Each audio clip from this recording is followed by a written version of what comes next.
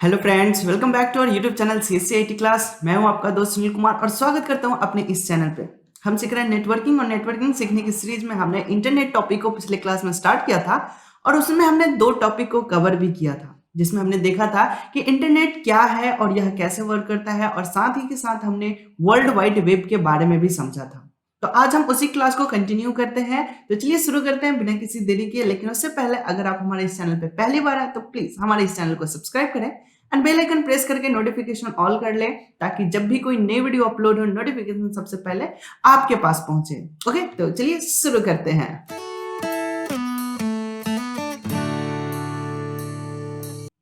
तो गाइस, तो आज हमें वेब ब्राउजर टॉपिक को डिस्कस करना है, लेकिन उससे पहले मैं पिछले क्लास का थोड़ा सा ओवरव्यू देना चाहूंगा। पिछले क्लास में हमने समझा था इंटरनेट क्या है और यह कैसे वर्क करता है। तो हमने उसमें समझा था कि इंटरनेट जो है वो बहुत सारे नेटवर्कों का नेटवर्क है, जिसमें कि बहुत सारे टाइप के नेटवर्क कनेक्टेड है, like public network, private network, academic network, business network and government network. इस तरह के तमाम सारे नेटवर्क उसमें इंक्लूड होते हैं और यह पूरे दुनिया विश्व लेवल पे काम करता है, इसलिए इसको ग्लोबल सिस्टम का कहते हैं। और इंटरनेट का जो मुख्य वर्क होता है डेटा इंफॉर्मेशन एक्सचेंज करने का, और ये सब कहीं ना कहीं किसी न किसी वेबसाइट के थ्रू होता है। और हर एक वेबसाइट जो होता है वो वेब पेज का बना होता है, और वेब पेज बनाने के लिए हमें HTML लैंग्वेज की जरूरत पड़ता है उसका बेसिक स्ट्रक्चर देने के लिए। वैसे इसके लिए और भी बहुत सारे लैंग्वेज है, जैसे कि CSS की भी जरूरत पड़ेगा, जावास्क्रिप्ट का भी जरूरत पड़ेगा, बैकएंड के लिए भी बहुत सारे लैंग्वेजेस की जरूरत पड़ता है, बट जो बेस है उसका वो होता है HTML। ओके, तो ये हमने पिछले क्लास में समझा था और हमने ये देखा था कि जितने भी वेबसाइट होते हैं ये सभी वेब सर्वर पे रखे जाते हैं, जिसको हम वर्ल्ड वाइड वेब के नाम से जानते हैं। और वर्ल्ड वाइड वेब क्या है? तो इंटरनेट का एक पार्ट है जो कि डेटा इंफॉर्मेशन शेयर करने में बहुत ही अहम रोल करता है। तो ये तो हो गई पिछले क्लास की ओवरव्यू। आज हम उसी को आगे कंटिन्यू करेंगे कि हम डेटा को कैसे एक्सेस कर सकते हैं, यानी कि हम वेबसाइट को कहाँ ओपन करेंगे। ओके, तो वेबसाइट पे सारा डेटा रखा हुआ है। वेबसाइट में वेब पेज के ऊपर सारा टेक्स्ट, ऑडियो, वीडियो, ग्राफिक्स सब कुछ है, बट हम उसको एक्सेस कैसे कर सकते हैं? तो उसके लिए हमें एक सॉफ्टवेयर की जरूरत पड़ेगा। आइए अब हम वेब ब्राउजर को समझते हैं। यहाँ पे वेब ब्राउजर लिख रहा है, a web browser is a software application. जो वेब ब्राउजर होता है वह एक एप्लीकेशन सॉफ्टवेयर है, जिसको हम शॉर्ट में ऐप भी कह सकते हैं, ठीक है। which enables a user to display and view web page such as image, video, music and other information। जो ये वेब ब्राउजर होता है यह एक सॉफ्टवेयर होता है और यह वेबसाइट को ओपन करने के लिए वेब पेज को सपोर्ट करता है। वेबसाइट के जितने भी पेजेस हैं उन सारे पेजेस को डिस्प्ले कराने का काम करता है। और हमने पिछले क्लास में समझा था कि एक वेब पेज जो होता है वो अपने अंदर क्या क्या रख सकता है। तो ढेर सारा टेक्स्ट रख सकता है, audio, video, even downloaded file और ढेर सारा लिंक, टैग सब कुछ रख सकता है। तो ये सारे की सारे इंफॉर्मेशन आपको कहाँ मिल जाता है? तो ये सभी आपको किसी न किसी वेबसाइट पे मिल जाता है। और वेबसाइट को हम कहाँ ओपन करेंगे? तो किसी न किसी ब्राउजर में ओपन करेंगे। अब बात करते हैं कि ब्राउजर कितने सारे टाइप के होते हैं। तो ब्राउजर आपके पास आसपास में देखने को ढेर सारे मिल जाएंगे, बहुत सारे ब्राउजर हैं। अगर आप विंडोज यूजर हैं तो उसमें अलग ब्राउजर होगा, अगर आप एंड्रॉयड यूजर हैं तो उसमें अलग ब्राउजर मिल जाएगा, अगर आप एप्पल का फोन यूज करते हैं, आईफोन यूज करते हैं तो उसमें अलग ब्राउजर होगा, अगर एप्पल का मैकबुक यूज कर रहे हैं, दैट मीन्स लैपटॉप यूज कर रहे हैं, PC यूज कर रहे हैं, तो उसमें अलग ब्राउजर मिल जाएगा। तो डिवाइस डिवाइस के ऊपर डिपेंड करता है डिफॉल्ट, बट आप अपने इच्छानुसार अगर थर्ड पार्टी सॉफ्टवेयर ब्राउजर का यूज करना चाहते हैं तो वो भी पॉसिबल है। ओके, तो कुछ यहाँ पे पॉपुलर ब्राउजर है, मैं उसका लिस्ट यहाँ पे दिखाना चाहूंगा। यहाँ पे जो सबसे पहला नंबर पे आ रहा है वो आ रहा है माइक्रोसॉफ्ट इंटरनेट एक्सप्लोरर। अब ये विंडोज यूजर के लिए ये इंपॉर्टेंट है। इंपॉर्टेंट इसलिए है क्योंकि यह विंडोज ऑपरेटिंग सिस्टम सॉफ्टवेयर के साथ इनबिल्ड आता है। लेकिन इसके साथ एक और समस्या ये है कि अभी 2022 की अगर मैं बात करूं तो यह 2022 के बाद अब जो भी ऑपरेटिंग सॉफ्टवेयर आएंगे उसमें इंटरनेट एक्सप्लोरर नहीं आएगा, बिकॉज कि ये ऑफिशियली अब बंद हो चुका है। अब इसके जगह पे इन्होंने रिप्लेस कर दिया किसको? माइक्रोसॉफ्ट एज को, जो कि दूसरे नंबर पे यहाँ पे आप देख सकते हैं। इसका लोगो कुछ इस तरह से होता है। माइक्रोसॉफ्ट एज अब इंटरनेट एक्सप्लोरर का जगह ले लिया। माइक्रोसॉफ्ट एज जो है अब ये एक न्यू अपडेटेड वर्जन के रूप में आ रहा है और ये अब पॉपुलर है। अब ये हर विंडोज ऑपरेटिंग सॉफ्टवेयर के साथ बाय डिफॉल्ट आने वाला है। ओके, बट अगर आप बाय डिफॉल्ट ब्राउजर यूज नहीं करना चाहते, कुछ external third party browser use करना चाहते हैं, तो उसके लिए आप और भी ट्राई कर सकते हैं, जस्ट लाइक मोजिला फायरफॉक्स हो गया, यह कुछ सिक्योरिटी पर्पस के लिहाज से और बेटर हो जाता है। और ओपेरा मिनी हो गया, इसका एक मोबाइल के लिए भी आता है, एंड्रॉयड वर्जन भी आता है, और अगर पीसी में यूज करना तो उसके लिए भी आता है। तो अलग अलग ब्राउजर होते हैं, आप अपने नीड और अपने सटिस्फिकेशन के लिए आप जिसको यूज करना चाहते हैं वो आप कर सकते हैं। और जो सबसे ज्यादा पॉपुलर है वो है गूगल क्रोम, जो कि मैं भी यूज करता हूँ, और दुनिया के तमाम सारे मैक्सिमम लोग गूगल क्रोम को यूज कर रहे होते हैं, क्योंकि इस पे सबको ट्रस्ट है और यह एक बहुत ही बेहतरीन रिजल्ट हमें फाइंड आउट करके दे देता है। सो इसलिए ये ज्यादा पॉपुलर है। अगर मैं एप्पल की बात करूं, एप्पल पीसी की बात, मैक ऑपरेटिंग सॉफ्टवेयर की बात करूं, तो उसके अंदर जो ब्राउजर होता है वो होता है सफारी, जिसका लोगो कुछ इस तरह से है।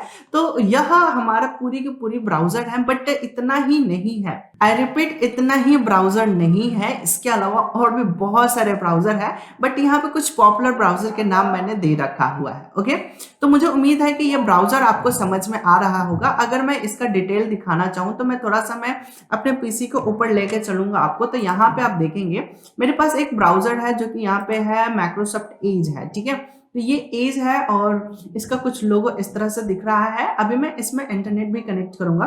अब यहाँ पे एक और चीज आपको देखने को मिल रहा है जो कि है गूगल क्रोम, ठीक है। अभी मैं गूगल अकाउंट यहाँ पे गूगल क्रोम ऑन करूंगा। यहाँ पे आप देख सकते हैं ये गूगल क्रोम है, बट यहाँ पे अकाउंट लॉगिन करना पड़ेगा तब जाके यहाँ पे ओपन होगा। फिलहाल तो इंटरनेट है नहीं, भी थोड़ी देर में मैं इंटरनेट कनेक्ट करूंगा पीसी में। ओके, तो ये हो गया ब्राउजर। एक और मैं इंटरनेट एक्सप्लोरर अगर आपको दिखाऊं तो यहाँ पे आपको इंटरनेट एक्सप्लोरर की लोगो आइकन दिख जाता है, और ये भी कह रहा है कि आज में हमें इंटरनेट कनेक्ट करने के लिए, तो इंटरनेट कनेक्ट करने के लिए देंगे हम। बट उसके पहले नीचे एक और हमें मैसेज दे रहा है, लिख रहा है internet explorer 11 is now out of support. अब ये जो इंटरनेट एक्सप्लोरर है अब ये सपोर्ट में नहीं है, ये यहाँ लिख भी रहा है। ओके, तो फिलहाल चलिए हम इसमें इंटरनेट कनेक्ट करेंगे और इसको देखेंगे। फिलहाल हम अभी इसको मिनिमाइज करते हैं। यहाँ हमने ब्राउजर को देख लिया था। अभी मैंने गूगल क्रोम यूज कर रहा हूँ और माइक्रोसॉफ्ट एज यूज करता हूँ, तो ये दोनों मेरे सिस्टम में अवेलेबल है। अगर आप मोजिला फायरफॉक्स यूज करना चाहते हैं तो वो भी आप इंस्टॉल कर सकते हैं, आपको फ्री ऑफ कॉस्ट मिल जाता है, ठीक है। तो चलिए अब हम अपने नेक्स्ट को देखते हैं। नेक्स्ट जो हमारा टॉपिक है कि चलो ब्राउजर तो ऑन हो गया, ब्राउजर ओपन होने के बाद अब हम क्या करेंगे।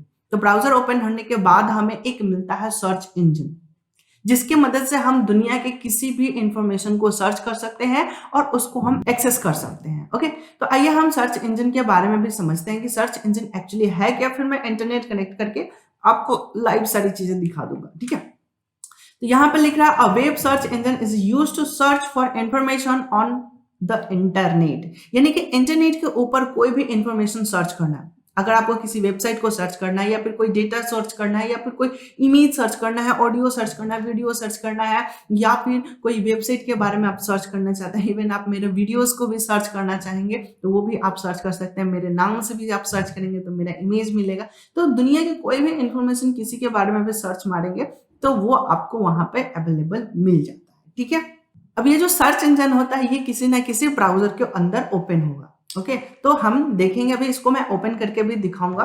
तो चलिए अभी मैं इंटरनेट कनेक्ट ही करता हूं इसमें। ओके, तो मैं आपको यहाँ पे इंटरनेट कनेक्ट करके सीधा मैं लेके चलूंगा अपने ब्राउजर के ऊपर। तो चलिए अब हम ब्राउजर को ऑन करते हैं। यहाँ पे मैं गूगल क्रोम ऑन कर लेता हूँ और मेरा ये जो पर्सनल है मैं इसको ऑन कर लेता हूँ। और चूंकि यहाँ पे बहुत सारे टैब खुले हुए हैं तो मैं एक और टैब ओपन कर लेता हूँ जिसमें आपको मैं दिखाऊंगा। ये ब्राउजर है और ब्राउजर में मेरे पास बहुत सारे टैब खुले हुए हैं, बहुत सारे वर्क मैं कर रहा था करेंटली।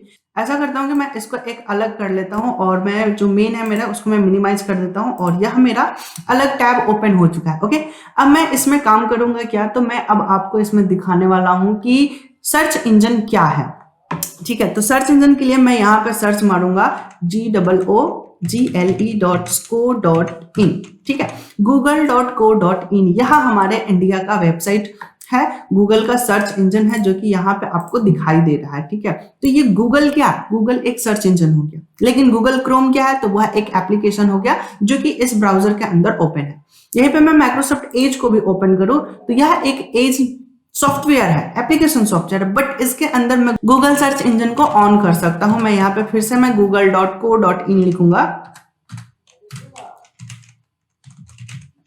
ठीक है, मैंने फिर से google.co.in किया तो आप यहाँ पे देख सकते हैं कि हमने दो अलग अलग ब्राउजर में सेम वेबसाइट को ओपन कर लिया, सेम सर्च इंजन को ओपन कर लिया। ठीक है, अब सर्च इंजन क्या होता है, तो यहाँ पर आपको सर्च करने के लिए इंफॉर्मेशन दे देगा, आपको जो भी सर्च करना है वो आप सर्च कर सकते हैं। तो आप समझ सकते हैं कि ब्राउजर अलग अलग हैं। ठीक है, आप यहाँ पे देख सकते हैं यह एक अलग ब्राउजर है और यह एक अलग ब्राउजर है, दोनों अलग अलग ब्राउजर है, बट दोनों में हमने क्या ओपन कर लिया, सर्च इंजन ओपन कर लिया, यानी कि सर्च इंजन किसी भी ब्राउजर में ओपन हो सकता है।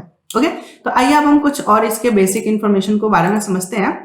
नेक्स्ट पॉइंट यहाँ पे कह रहा है, the search result are generally presented in a list and are often called hits. यहाँ पे बता रहा है कि जब भी हम कोई सर्च करते हैं, कोई भी चीज सर्च करते हैं, तो वो एक लिस्ट के फॉर्म में देता है और उसको हम हिट करके आगे काम करते हैं, उसको हम हिट के नाम से भी समझते हैं। जैसे मैं यहाँ पे कुछ सर्च करूँ, फॉर एग्जाम्पल मैं यहाँ पे क्या सर्च कर सकता हूँ, मैं यहाँ पे फ्लिपकार्ट सर्च करता हूँ। चलिए देखते हैं क्या आता है। मैंने यहाँ पे फ्लिपकार्ट सर्च मारा। ओके, तो सर्च करते ही आप यहाँ पे देख सकते हैं फ्लिपकार्ट, और यहाँ पे फ्लिपकार्ट से रिलेटेड बहुत सारे इंफॉर्मेशन हमें मिल रहे हैं और ये सभी के सभी लिस्ट मिल रहे हैं।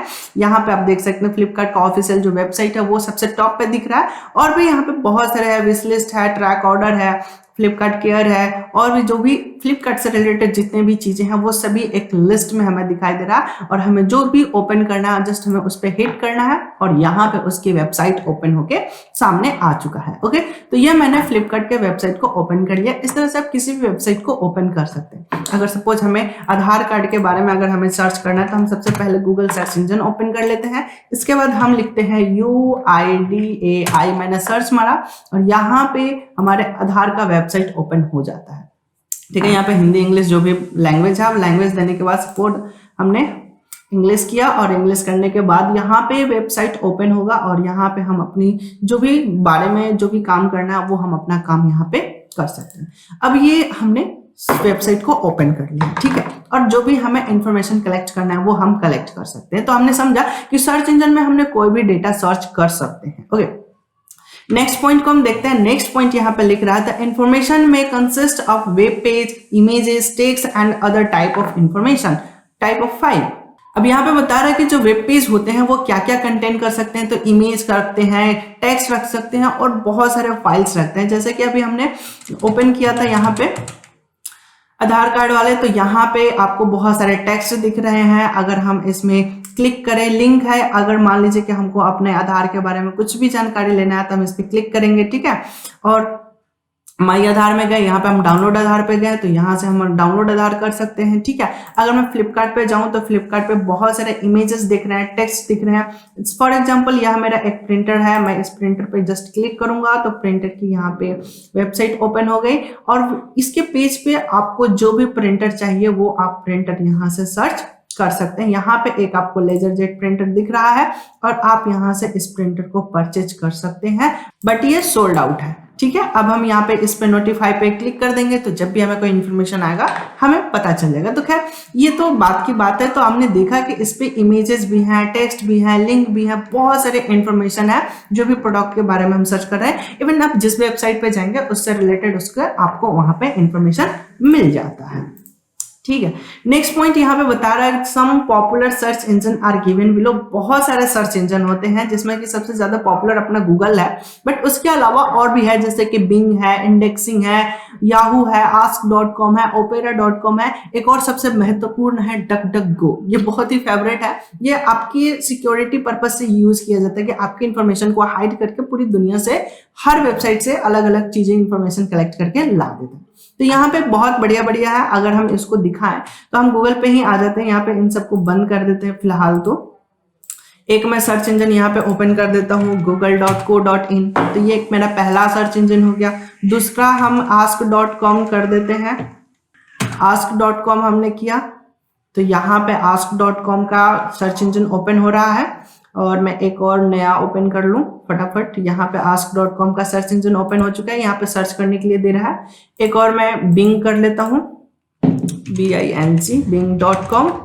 यहाँ पे bing.com का सर्च इंजन ओपन हो चुका है। आप यहाँ पे देख सकते हैं ये माइक्रोसॉफ्ट का है और ये ask.com का है, और यहाँ पे है। अब मैं एक और ओपन कर देता हूँ, याहू।